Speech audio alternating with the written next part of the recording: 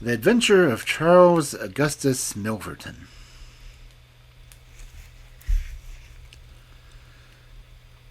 It is years since the incidents of which I speak took place, and yet it is with diffidence that I allude to them. For a long time, even with the utmost discretion and reticence, it would have been impossible to make the facts public. But now the principal person concerned is beyond the reach of human law, and with due suppression of story may be told in such a fashion as to injure no one.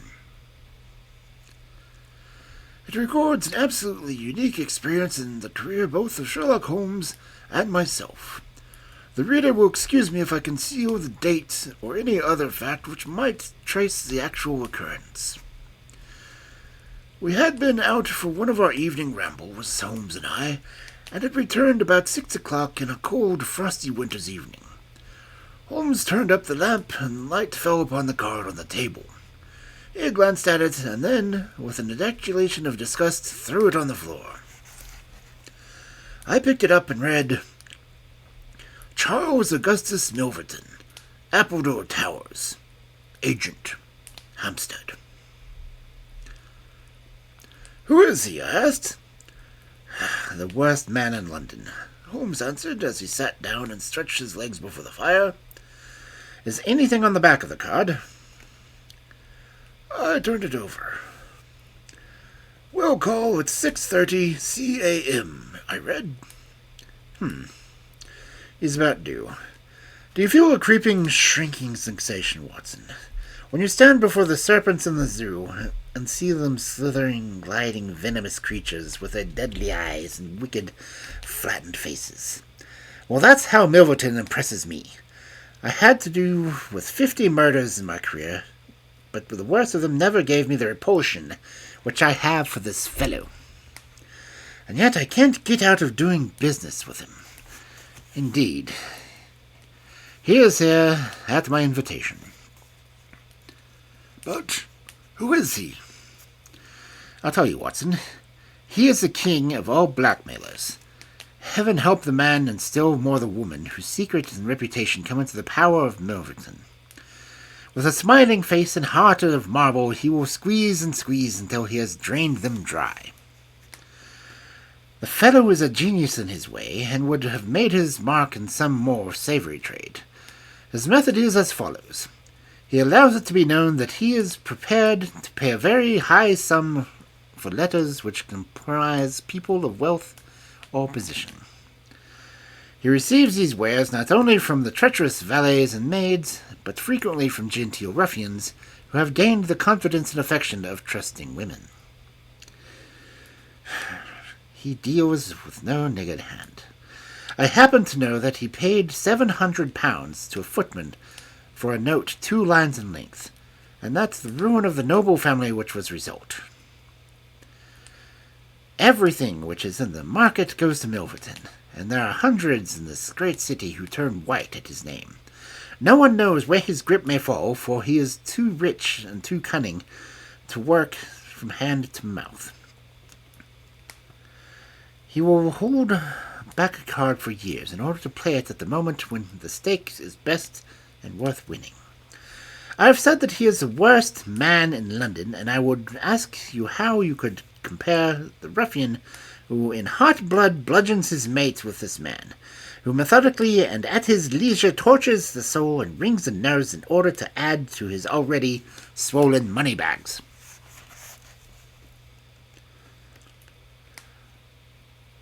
I had seldom heard my friend speak in such intensity and feeling.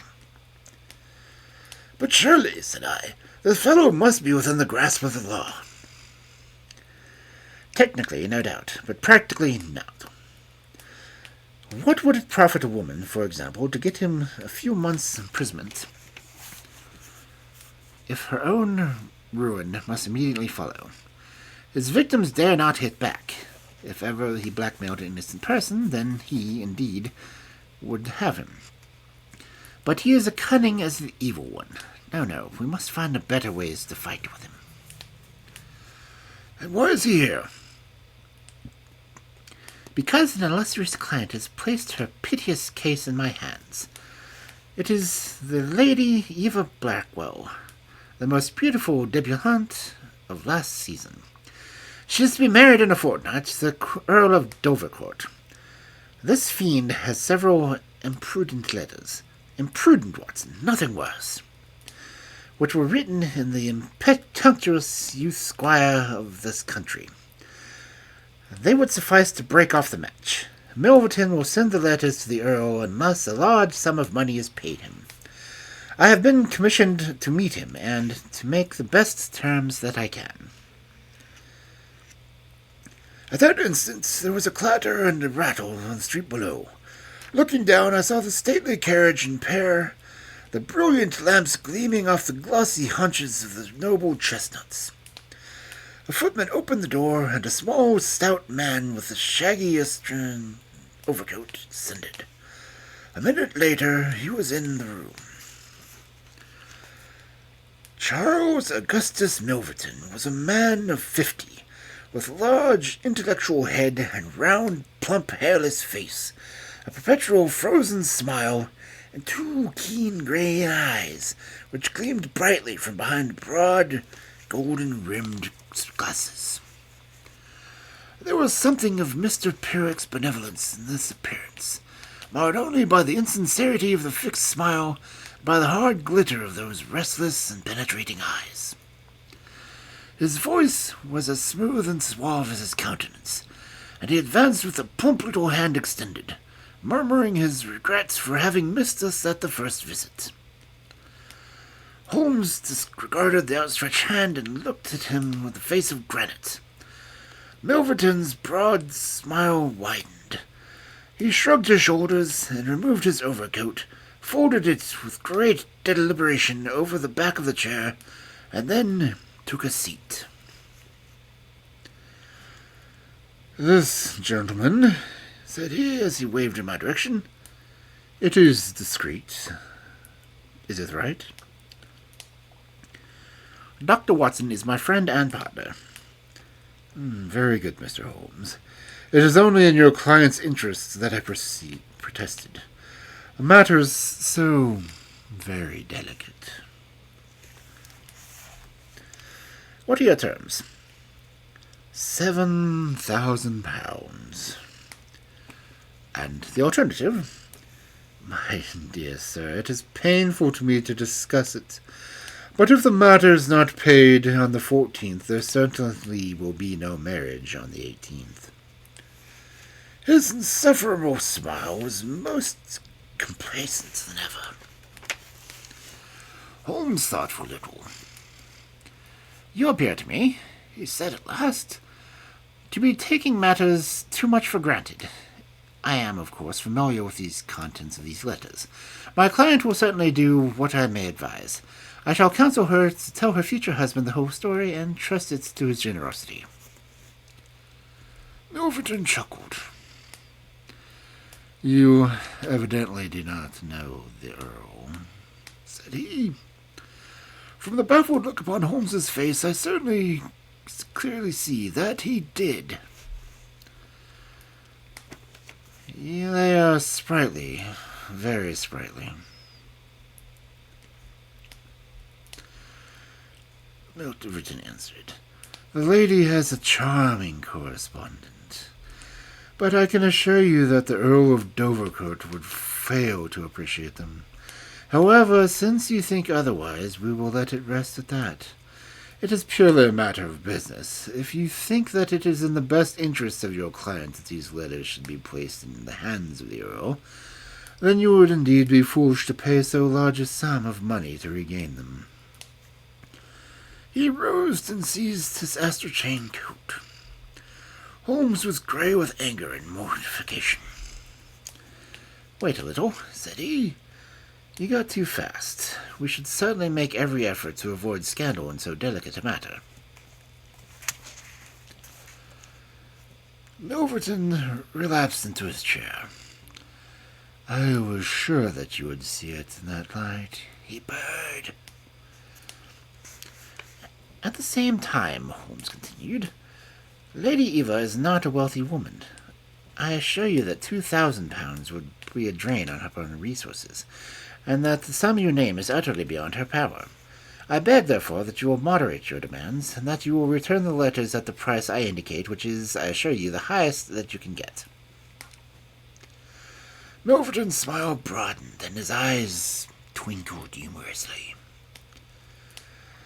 "I am aware that you say what is true about the lady's resources," he said. "At the same time, you must admit that the occasion of a lady's marriage is a very suitable time for her friends and relatives to make some little effort upon her behalf. They may hesitate as to an acceptable wedding present.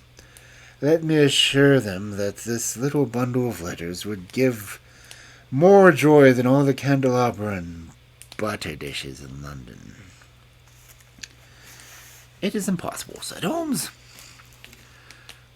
Dear me, how unfortunate," cried Milverton, taking out a bulky pocketbook.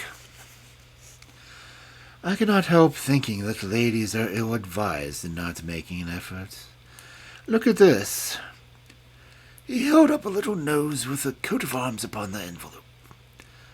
"That belongs to, well, perhaps it is hardly fair to say the name until tomorrow morning, but at that time the lady will be in the hands of a lady's husband. And all because she will not find a beggarly sum which she could get in an hour by turning her diamonds into paste. It is such a pity. Now, you remember the sudden end of the engagement between the Honourable Mrs. Miles and Colonel Dorking? Only 2 days before the wedding there was a paragraph in the Morning Post to say it was all off.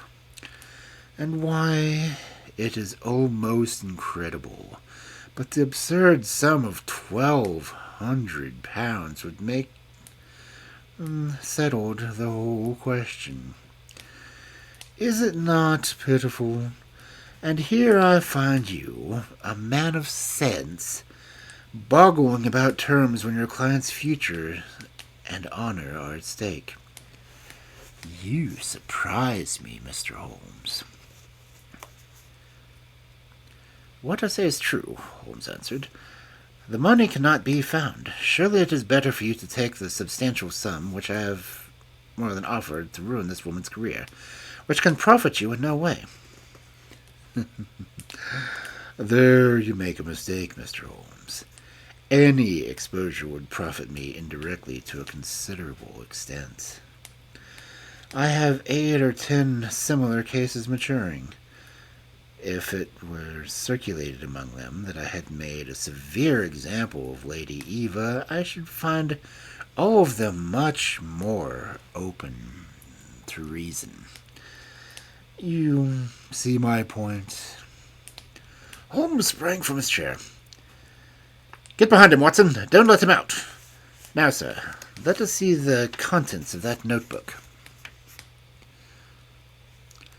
Milverton glided as quick as a rat to the side of the room and stood with his back against the wall. Mr. Holmes," he said, turning in the front of his coat and exhibiting the butt of a large revolver, which projected from an inside pocket. "I've been expecting you to do something original. This has been done so often, and what good has ever come of it? I assure you that I am armed to the teeth, and I am perfectly prepared to use my weapons, knowing that the law will support me. Besides, your supposition that I would bring the letters here in a notebook is entirely mistaken. I would do nothing so foolish. And now, gentlemen, I have 1 or 2 little interviews this evening, and there is a long drive to Hampstead." He stepped forward, took up his coat, and laid his hand upon the revolver, and turned his face to the door. I picked up a chair, but Holmes shook his head, and I laid it down again. With a bow, a smile, and a twinkle, Milverton was out of the room, and a few moments after we heard the slam of the carriage door and the rattle of wheels as he drove away. Holmes sat motionless by the fire, his hands buried deep in his trouser pockets and his chin sunk upon his breast, his eyes fixed upon the glowing embers. For half an hour he was silent and still. Then, with the gesture of a man who has taken his decision, he sprang to his feet and passed to his bedroom. A little later, a rakish young workman with a goatee beard and a swagger lit his clay pipe at the lamp before descending into the street. "I'll be back some time, Watson," he said as he vanished into the night. I understood that he had opened his campaign against Charles Augustus Milverton, but I had dreamed of the strange shape which that campaign was destined to take. For some days Holmes came and went at all hours in this attire, but beyond a remark that his time was spent in Hampstead, and that it was not wasted, I knew little of what he was doing. At last, however, on a wild, impetuous evening, when the wind screamed and rattled against the windows, he returned from his last expedition, and having removed his disguise, he sat down before the fire and laughed heartily in his silent inward fashion. "You would not call me a marrying man, Watson?" "No, indeed." "You'll be interested to hear that I am engaged." "My dear fellow, I congratulate to Milverton's housemaid." "Good heavens, Holmes!" "I wanted information, Watson." "Surely you have gone too far." "It was a most necessary step. I'm a plumber with a rising business, a Scot by name. I've walked out with her each evening and talked to her. Good heavens, those talks. However, I've got all I wanted. I know Milverton's house as I know the back of my hand." "But the girl, Holmes?" He shrugged his shoulders. "You can't help it, dear Watson. You must play our cards as best as you can when you have a stake on this table. However, I rejoice to say that I hated a rival who certainly cut me the instant my back is turned. What a splendid night it is." "You like this weather?" "It suits my purpose, Watson. I mean to burgle Milverton's house tonight."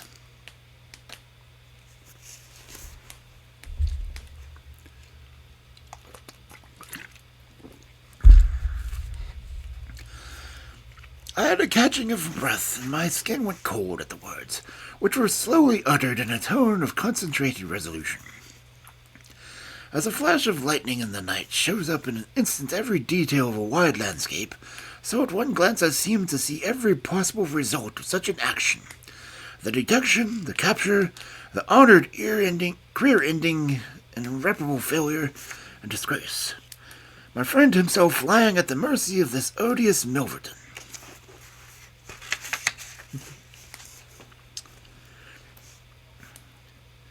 "For heaven's sake, Holmes, think what you are doing," I cried.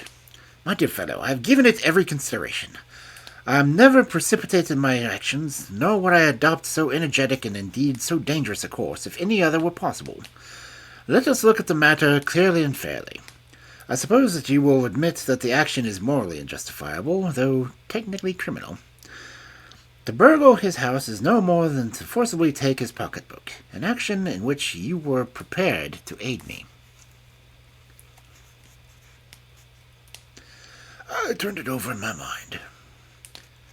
"Yes," I said, "it is morally justifiable as long as our object is to take no articles save those which are used for an illegal purpose." "Exactly. Since it is morally justifiable, I have only to consider the question of personal risk. Surely a gentleman should not lay much stress upon when a lady is in the desperate need of his help." "You will be in such a false position." "Well, that is part of the risk. There is no other possible way of regaining these letters. The unfortunate lady has not the money, and there are none of her people in whom she could confide. Tomorrow is the last day of grace, and unless we can get the letters tonight, this villain will be as good as his word, and will bring about her ruin. I must, therefore, abandon my client to her fate, or I must play this last card. Between ourselves, Watson, it's a sporting duel between this fellow Milverton and me. He had, as you saw, the best of the first exchanges. But my self-respect and my reputation are concerned to fight it to a finish. Well, I don't like it, but suppose I must be, said I. When do we start? You're not coming. Then you are not going, said I. I give you my word of honor, I will never break it in my life, that I will take a cab straight to the police station and give you away unless you let me share this adventure with you. You can't help me. How do you know that? You can't tell what may happen. Anyway, my resolution is taken. Other people besides you have self-respect and even reputations. Holmes had looked annoyed, but his brow cleared, and he clapped me on the shoulder. Well, well, my dear fellow, so be it. We shall share the same room for some years, and it would be amusing if we ended by the same sharing the cell. And now, Watson, I don't mind confessing to you that I have always had an idea that I would have made a highly efficient criminal. This is the chance of my lifetime in that direction. See here? He took a neat little leather case out of a drawer, and opening it, he examined the number of shining instruments. This is a first-class, up-to-date burgling kit, with nickel-plated jenny, diamond-tipped glass cutter, adaptable keys, and every modern improvement which the march of civilization demands. Here, too, is my dark lantern. Everything is in order. Have you a pair of silent shoes? I have rubber-soled tennis shoes. Excellent. And a mask? I can make a couple out of black silk. I see that you have a strong natural turn for this sort of thing. Very good. Do you make the masks? You shall have some cold supper before we start. It is now 9:30. At 11 we shall drive as far as Church Row. It is a quarter of an hour walk there from Appledore Towers. We shall be at work before midnight. Milverton is a heavy sleeper and retires punctually at 10:30. With any luck, we should be back here by 2, with the Lady Eva's letters in my pocket. Holmes and I put on our dress clothes so that we might appear to be 2 theatre-goers homeward bound. In Oxford Street, we picked up a hansom and drove to an address in Hampstead. Here we paid off our cab, and with our great coats buttoned up, for it was bitterly cold and the wind seemed to blow through us, we walked along the edge of the heath. It's a business that needs delicate treatment, said Holmes. These documents are contained in a safe in the fellow's study. And only the study is an anteroom of his bedchamber. On the other hand, like all these stout little men do well themselves, he is a plethoric sleeper. Agatha, that's my fiancée, says it is a joke in the servants' hall that it's impossible to wake the master. He has a secretary who's devoted to his interests and never budges from the study all day. That's why we are going at night. Then he has a beast of a dog which roams the garden. I met Agatha late the last 2 evenings, and she locks the brute up as to give me a clear run. This is the house, the big one, with its own grounds. Through the gate, now to the right among the barrels. We might put on our masks here, I think. You see, there's not a glimmer of light in any of the windows, and everything is working splendidly. With our black silk face coverings, which turned us into 2 of the most translucent figures in London, we stole up the silent, gloomy house. A sort of tiled veranda extended along one side of it, lined by several windows and 2 doors. That's his bedroom, Holmes whispered. The door opens straight into the study. It would suit us best, but it is bolted as well as locked. And we should make too much noise getting in. Come around here. There's a greenhouse which opens into the drawing room. The place was locked, but Holmes removed a circle of glass and turned the key from them inside. An instant afterwards, he had closed the door behind us, and we had become felons in the eyes of the law. The thick, warm air in the conservatory and the rich, cloaking fragrance of the exotic plants took us by the throat. He seized my hand by the darkness and led me swiftly past banks of shrubs which brushed against our faces. Holmes had remarkable powers, carefully cultivated, of seeing in the dark. Still holding my hand in one of his, he opened a door, and I was vaguely conscious when we had entered a large room in which a cigar had been smoked not long before.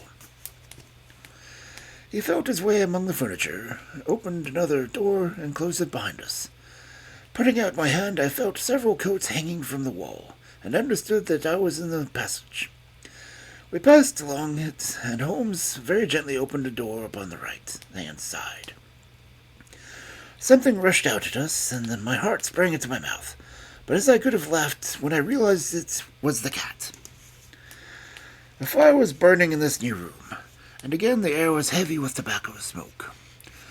Holmes entered on tiptoe, waited for me to follow, then very gently closed the door. We were in Milverton's study, and a portiere at the farther side showed the entrance of his bedroom. It was a good fire, and the room was illuminated by it. Near the door I saw the gleam of an electric switch, but it was unnecessary, even if we had been safe, to turn it on. At one side of the fireplace there was a heavy curtain, which covered the bay window we had seen from outside. On the other side was the door which communicated with the veranda.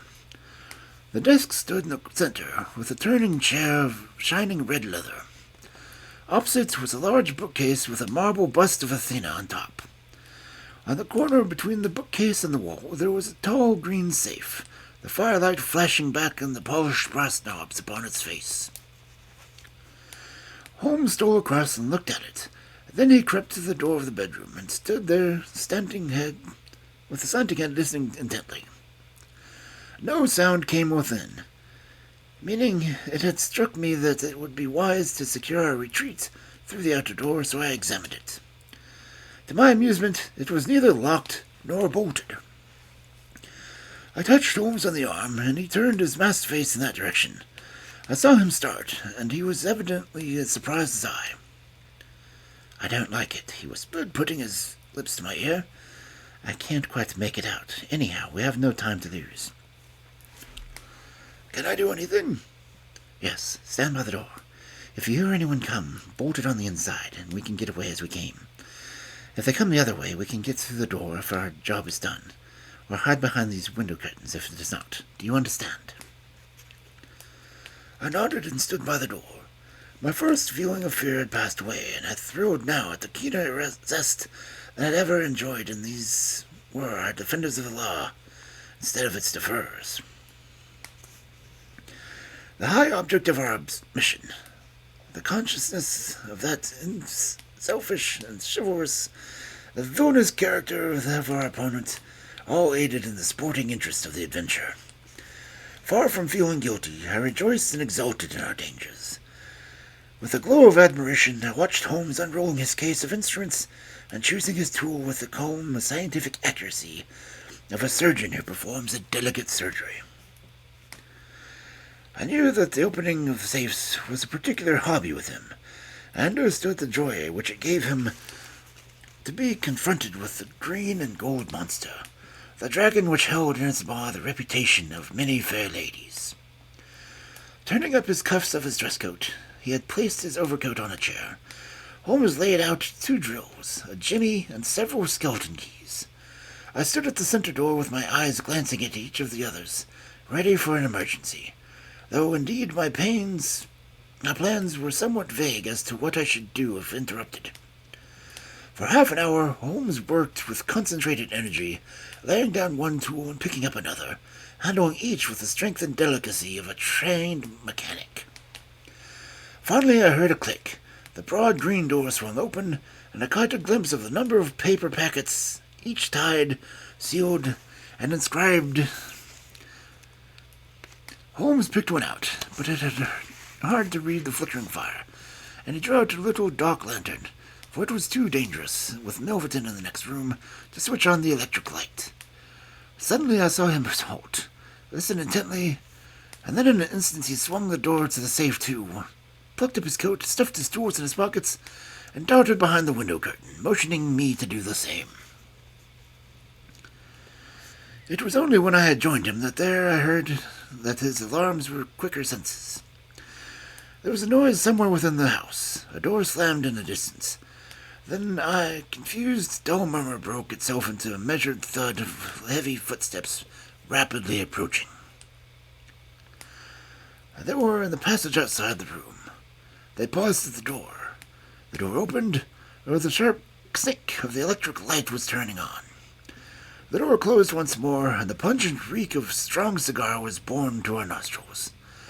Then the footsteps continued backwards and forwards, within a few yards of us.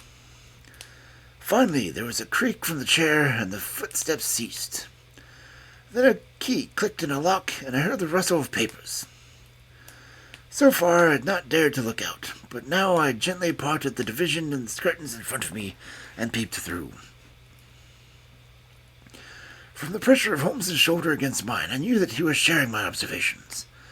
Right in front of us, as us almost within reach, was the broad, rounded back of Milverton.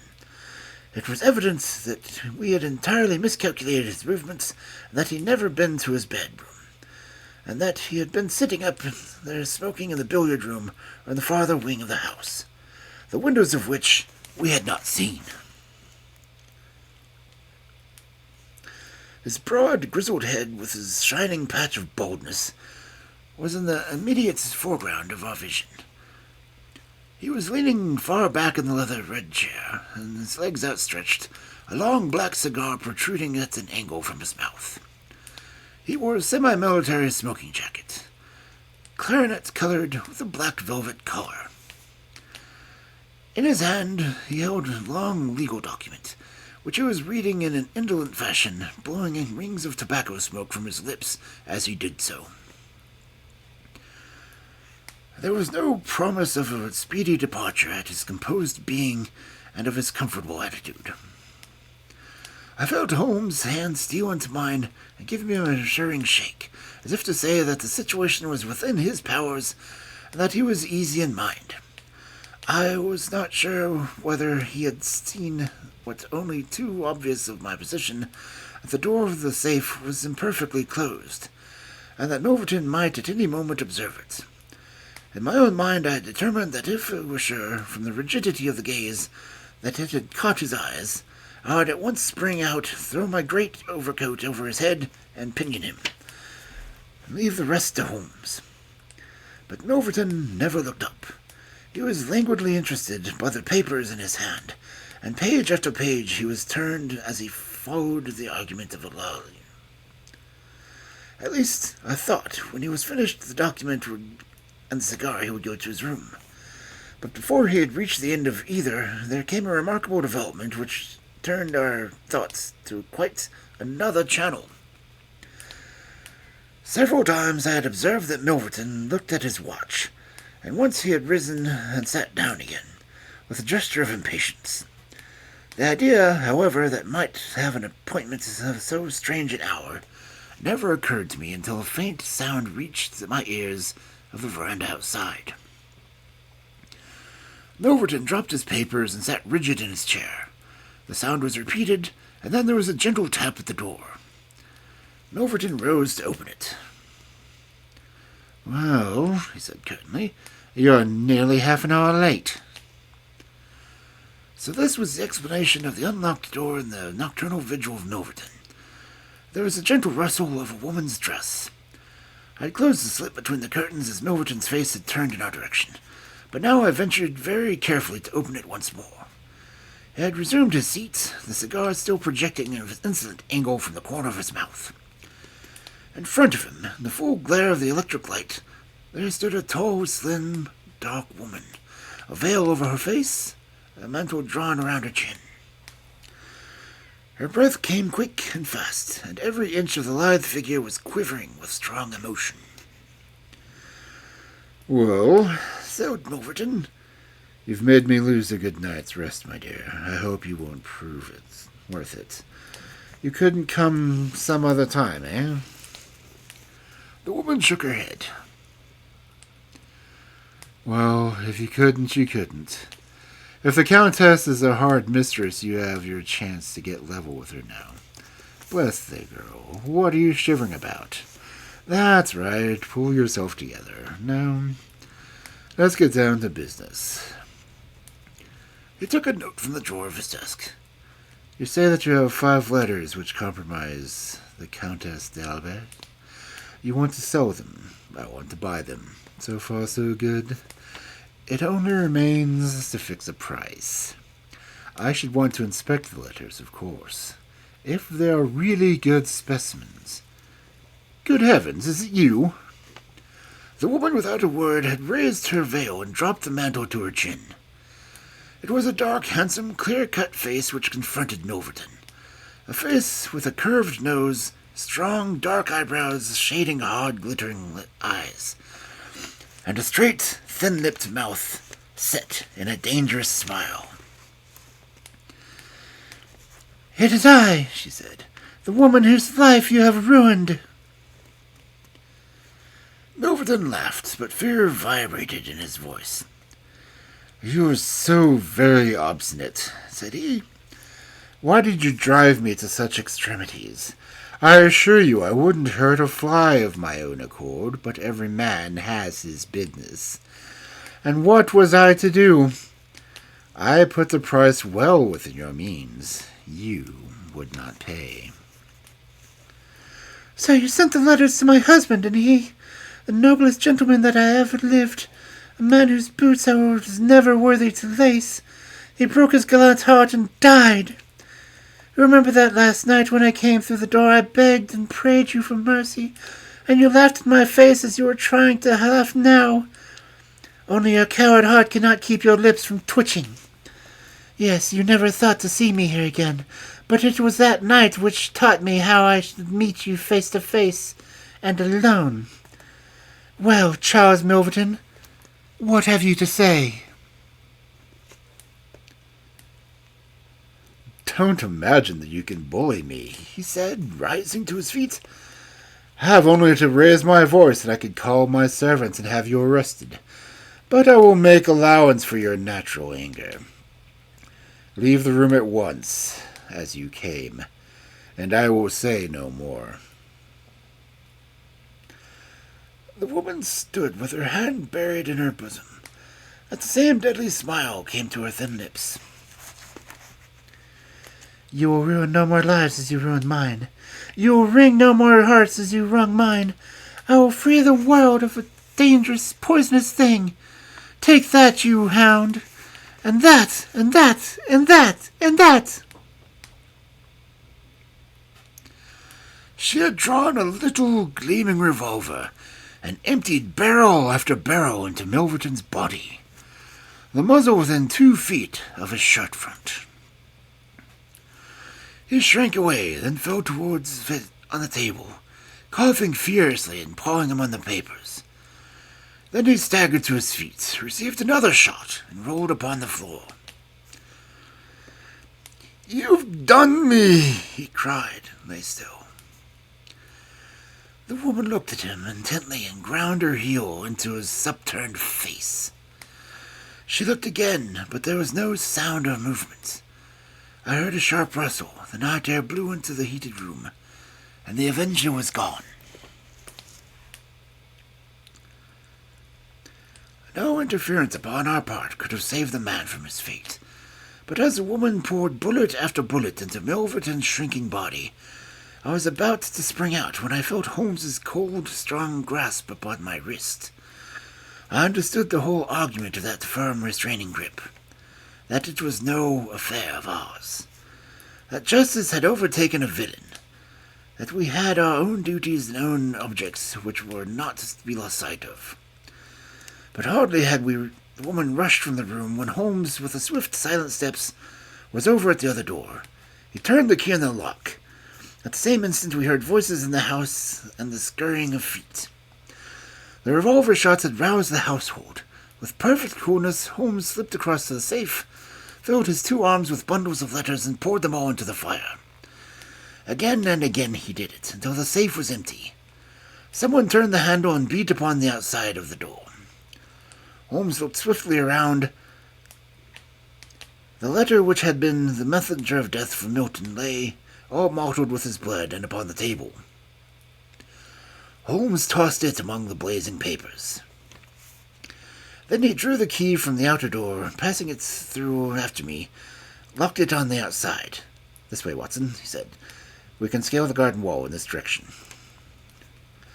I could not have believed that an alarm would have spread so swiftly. Looking back at the huge house was one blaze of light. The front door was open, and figures were rushing down the drive. The whole garden was alive with people, and one fellow raised a view halloo as we emerged from the veranda and followed at our heels. Holmes seemed to know the ground perfectly, and he threaded his way swiftly among the plantation of small trees. I, close at his heels, and our foremost pursuer panting behind us. He was 6-foot wall which barred our path, but he sprang to the top and over. As I did the same, I felt a hand of the man behind me grab at my ankle, but I kicked myself free and scrambled over the glass-strewn cropping. I fell upon my face among the bushes, but Holmes had me to my feet in an instant, and together we dashed away through the huge expanse of Hampstead Heath. We had run 2 miles, I suppose, before Holmes at last halted and listened intently. All was absolute silence behind us. We had shaken off our pursuers, and were safe.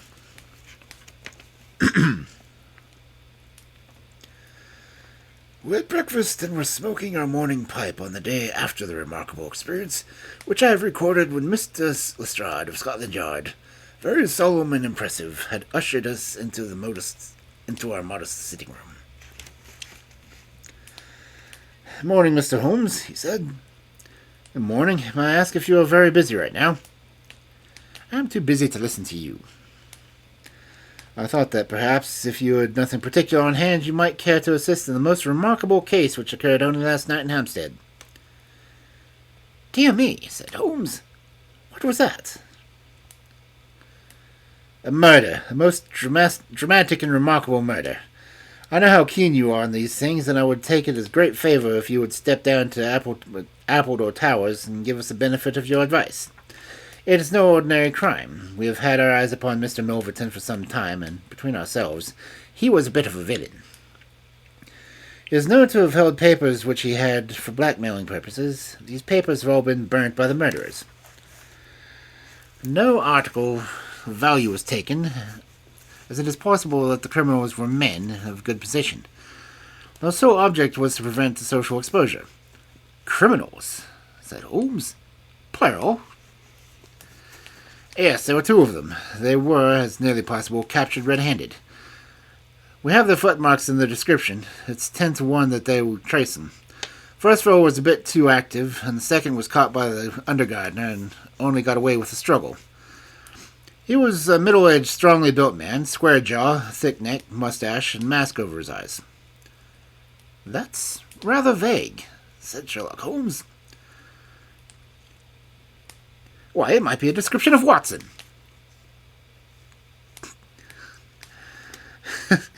It's true, said the inspector with much amusement. It might be a description of Watson.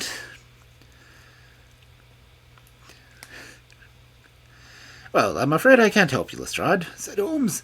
The fact is that I knew this fellow Milverton, and that I considered him one of the most dangerous men in London, and that I think there are certain crimes which the law cannot touch, and which, therefore, to some extent, justify private revenge. No, it's of no use arguing. I've made up my mind. My sympathies are with the criminals rather than with the victim, and I will not handle the case.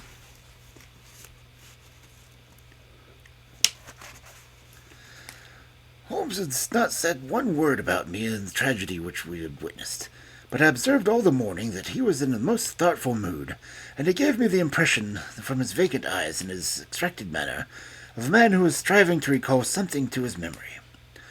We were in the middle of our lunch when he suddenly sprang to his feet. "By Jove, Watson, I've got it," he said. "Take your hat. Come with me." We hurried to the top speed down Baker Street and along Oxford Street, until we had almost reached Regent Circus. Here on the left hand there was a shop window filled with photographs of celebrities and beauties of the day. Holmes's eyes fixed themselves upon one of them, and following his gaze I saw the picture of the regal and stately lady in the count dress, with a high diamond tiara upon her noble head. I looked at the deliberately curved nose and marked eyebrows of the straight mouth, and the strong little chin beneath it. Then I caught my breath as I read the time-honored title of that of great nobleman and statesman whose wife she had been. My eyes met those of Holmes, and he put his finger to his lips as we turned away from the window.